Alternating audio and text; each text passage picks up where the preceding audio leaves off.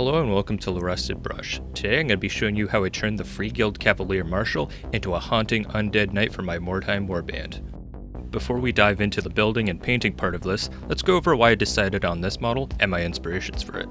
So for some context, I'm building an undead warband for a wartime campaign that I'm going to be running, and this warband will be a challenging warband that players might encounter later on in their skirmishes with each other.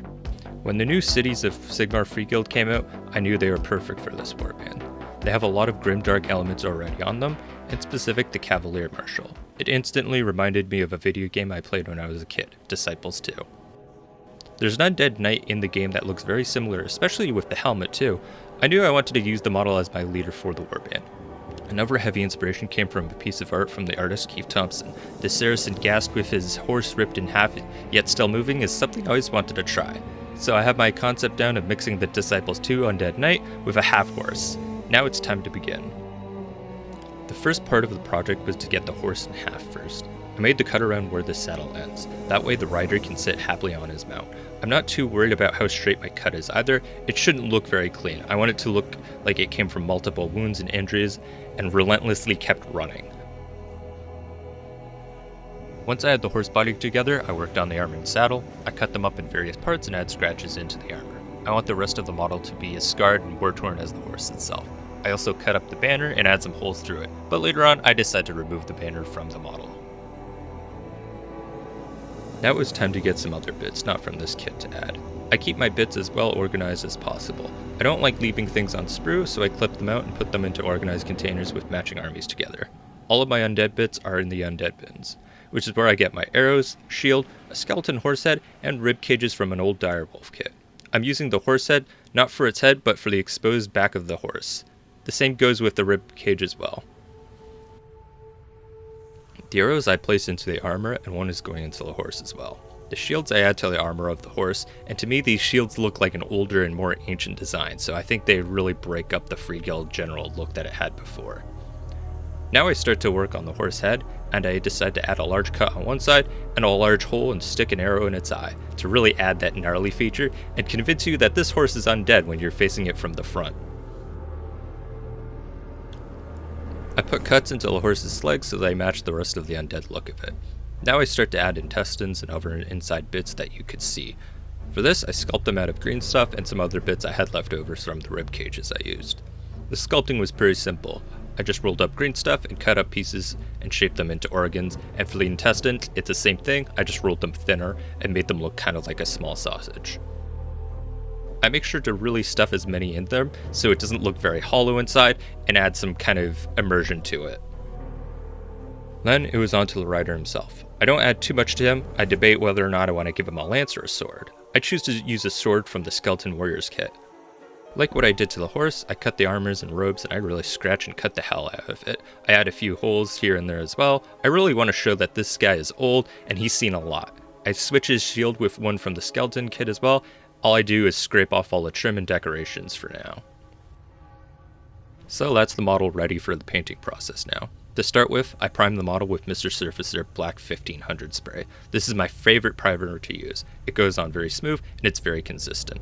I airbrush a zenithal highlight using Badger Styler as white. I airbrush the horse's skin with Badger Air Gray. Gray is a good starting point for decaying and rotting flesh. Then I move to the armor, which I start with Citadel Lead Belcher, then overbrush with Natural Steel from AK 3rd Gen, and I highlight with a Silver also from AK 3rd Gen. I then add gold paint from AK as well to the trim, pendants, hilt, and circles of the shield.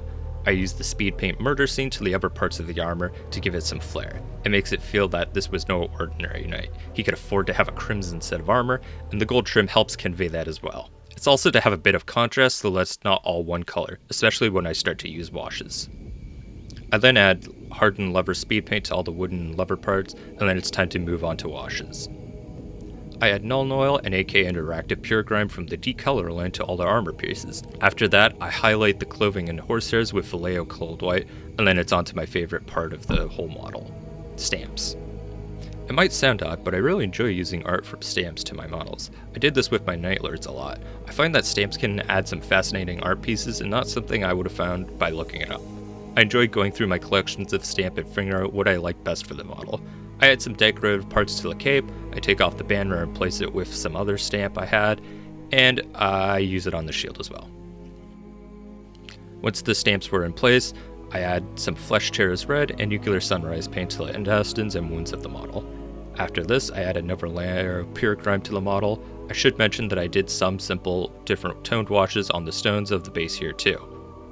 I add a Athonian camo shade to the horse's skin and the clothing of the knight as well. To help blend the stamps to the rest of the model, I use some AK wet mud to the area of the model and around parts of the stamps. So now I want to use some weathering effects, and I don't want to add any rust as I feel it would ruin the crimson armor's color too much. I want to add the effect of dust and rain marks on the model, so I use the enamel paint NATO rain marks from AK. I do add a bit of verdigris with Nihilak Oxide into the circles of the shield and some of the gold trim as well. I don't go crazy with it, just enough to show a nice contrast. Off screen, I airbrush white onto the eyes of the knight and horse and use AK green fluorescent enamel paint to give it a ghastly green glow. With that, we're coming near to an end. I add AK wet mud to the base, some vegetation, dried static grass, leaves, and some long strands of grass.